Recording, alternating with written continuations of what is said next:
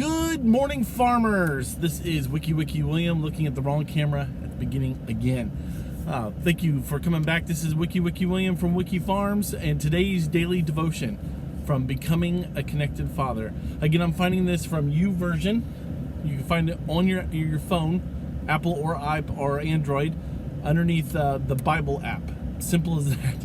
Can't beat that. Look up the plans. They have reading plans. I highly recommend you looking into. Look for Becoming a Connected Father. That's what we're studying. This is day 5. This is strategy number 2 for connecting with your kids. This is a short strategy, but I'm telling you right now, it's a hard one for me. And I'm sorry if you hear the blower motor going. It is a frosty morning here in Missouri, so I'm trying to defrost while I'm doing this. So, strategy communication number 2. Listening carefully. I don't do this well. I don't at all. This is my Achilles heel. This is my worst quality when it comes to being a father and a husband, is listening openly, listening at all. Proverbs 18:2, if you guys remember yesterday, we discussed Proverbs 18:2. It starts with, fools find no pleasure in understanding, but delight in airing their own opinions. I want to you grab that verse and you put it into your brain and sink it into your heart, because I tried to listen to this yesterday and I got nowhere. I blew up at my children last night. I didn't listen. I didn't let them talk well. And then I get this message this morning. Today's lesson is on communication strategy 2, listening openly. Our God is good. Brothers and sisters, our God is wonderful, and He loves to talk to you. And He's talking to me this morning. Fools find no pleasure in understanding anything. I'm ad-libbing here, but delight in airing their own opinions. It strikes home. Becoming a great question asker is great for communications, strategy number 1. The problem is when you ask great questions, they start vomiting great answers. And if you're not an open listener like myself, you don't know what to do. They start talking back to you instead of you talking to them, and you get all confused. You start thinking, I have to answer something, I gotta come up with something great and philosophical, and I gotta answer, and then you just start, you interrupt, and you just start spewing out crap. We need to learn as fathers to be able to take those great answers from your great questions and somehow contain them and run them through your brain. Contain them and run them through your brain. So that way they don't go wasted. You spent all this time wondering and asking the right questions, and then you completely waste listening to the answers. I'm saying you because I'm looking into a mirror right now. We need to learn how to catch those answers and try to understand them. Listening openly becomes the next natural step, says the author, for fathers who are primed the pump with great questions. But if you're like me, which I am, you listen just long enough to formulate a reply, and then you interrupt with your answer, even if they didn't ask you a question. You can develop the skill of listening openly. Listening openly has 3 components. Okay, I'm going to go through these components one by one very quickly, and then I'm going to tell you what happened last night. Hearing their whole answer. If I could have a dime for every time I've interrupted my wife or kids while they were talking, I'd be writing this ebook from my own private island. This is all part of a bigger series. But I will say the same thing. If I had a dime for every time I didn't let my kids finish the statement they were making before I formulated my answer, I'd be rich. I'd be rich. You need to put their comment through your brain. I can process information pretty quickly, but I still need to take a moment and let the comment sink in. I don't do this often. The problem that I have is I take their statement, run it through Wiki's quick filter and throw out an answer that only infuriates some, and lots of times it's me by the time it's all over. Ensuring I hear them by repeating or clarifying what they said. I could have saved so many arguments as a father and as a husband if I would just do this simple step, clarifying what they said. Over and over and over again, I don't clarify what's being said, and I end up putting my foot in my mouth after yelling across the house. And then he asked this simple question that made me feel about this small. If the author had a chance to meet your kids and ask one question, is your dad more of a talker or a listener? What would they answer me? I don't even think my kids would let him finish the question. Is your dad a talker? Yes. Well, there's more of a question. Doesn't matter. He's more of a talker. That's all that you need. You need to know my dad's a talker, and that would be it.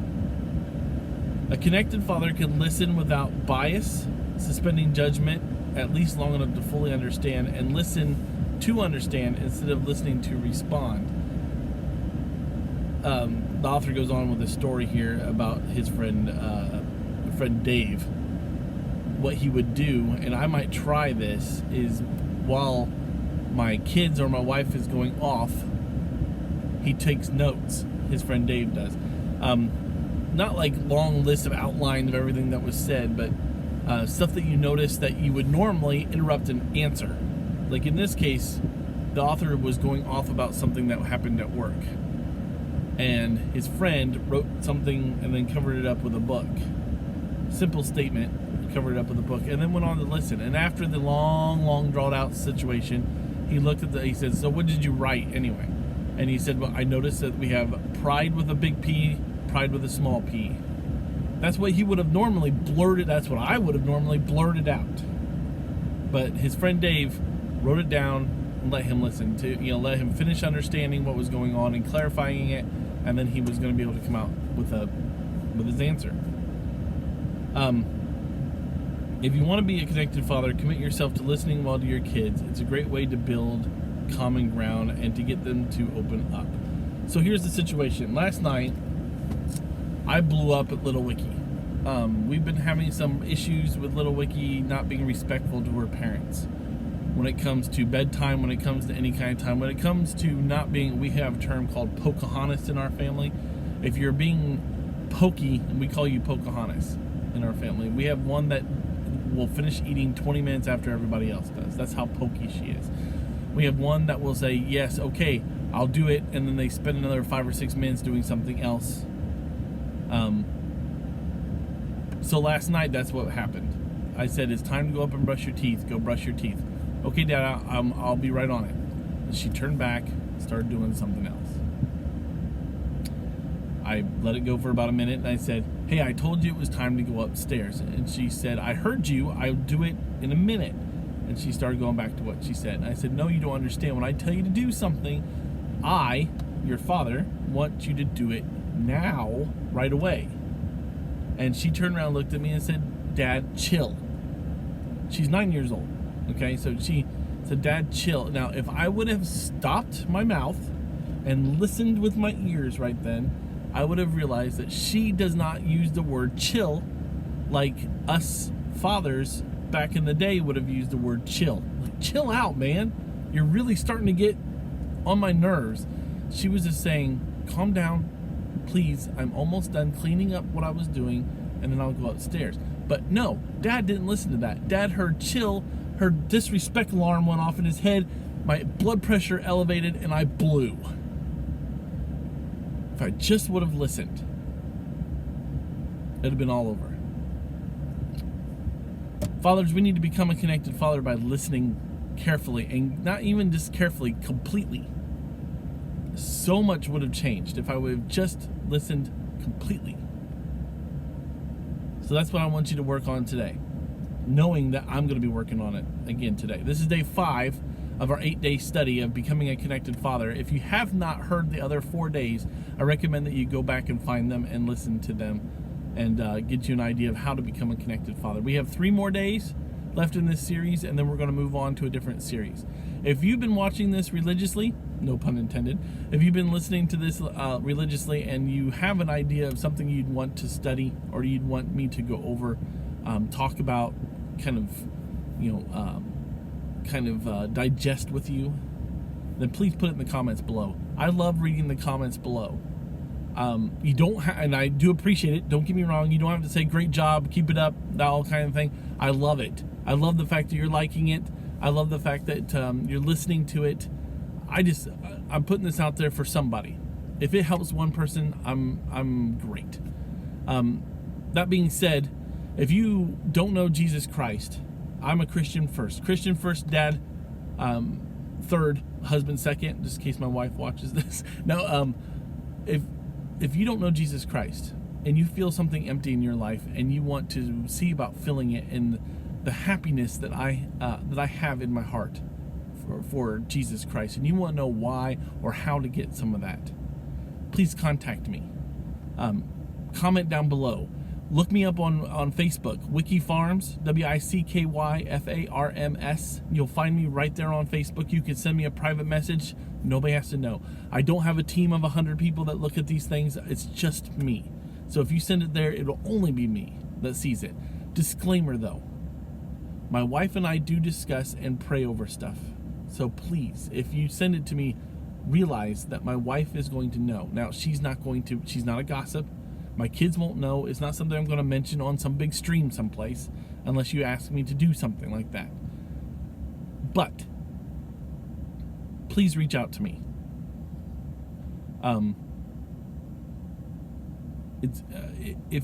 We'll help you find a church local to where you're at. We can chat about what's going on. I'll be happy to pray for you. I'm still praying for our friend's brother and his grandparents. I hope they're doing better. I haven't heard an update, but I have been praying and thinking about them often. We have beautiful weather here in Missouri, but if you're not having beautiful weather where you are at this time, please be careful out on the roads. Love you guys. Keep the farming up. I will be farming again, I promise. This is just quicker, 10 minutes in the morning, 12 minutes and 30 seconds in the morning. But I will get back to the farming, I promise, and we'll go from there. So, love you guys. God bless you. Have a great day. Be safe out there. See you guys.